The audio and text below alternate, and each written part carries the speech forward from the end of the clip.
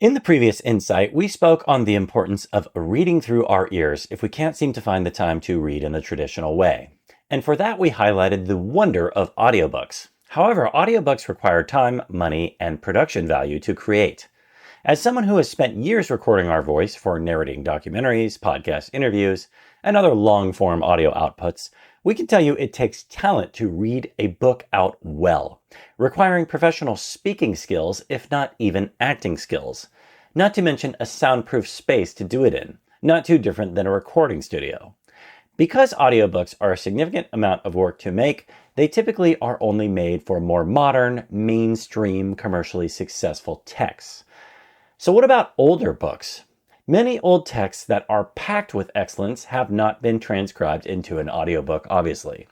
The modern version of books on tape is the spoken word version of text on the page, either read by a human or translated digitally into an audio file, just like a book on tape.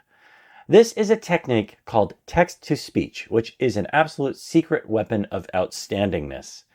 While more texts are continually having audio analogs of themselves recorded, the only way you're going to get any ebook that has yet to have an audio version of itself made is via text-to-speech, a technology which has changed our lives for the better and can do the same for you if it hasn't already. There are pieces of software which allow you to copy text and have it spoken out to you, which for the first decade or two of the tech resulted in a robotic Stephen Hawking-like voice doing so. But now the artificial voices and even artificial intelligence voices based off real voices have gotten very good. The day we discovered that you can highlight text and copy it into a reader and push play was truly life transformative, as it allowed for our world to open up to new areas and heights which we always struggled to achieve in the past. So much so that we knew our grade point average in school would have been better if the technology was around in our high school and university years.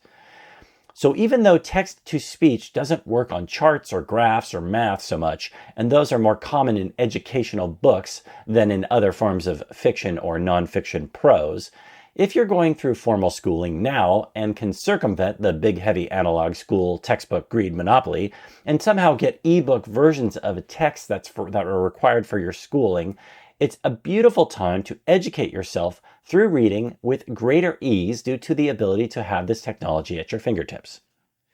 Older versions of the Amazon Kindle allowed most, if not all, books you purchased on the reading tablet to also be transcribed as an audiobook. An outstanding feature they sneakily and quietly removed in later versions because of conflicts with publishing companies over copyright of audiobooks versus traditional books.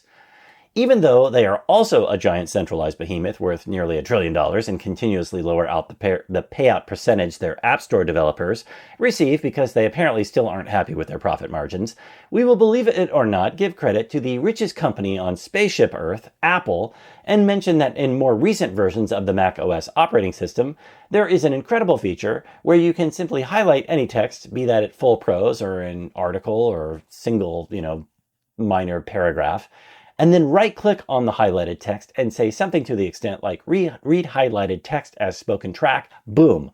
You've instantly turned any text into an audiobook, either saved to your computer as an audio file or created quickly from any text you can copy from. And we've programmed that keyboard command into an efficiency control box on our desktop, which are getting increasingly popular these days, names of which goes by things such as Stream Decks or Loop Decks, and are pushing that button dozens of times a day when working from home, allowing us to read potentially dozens of articles a day with the push of a single button.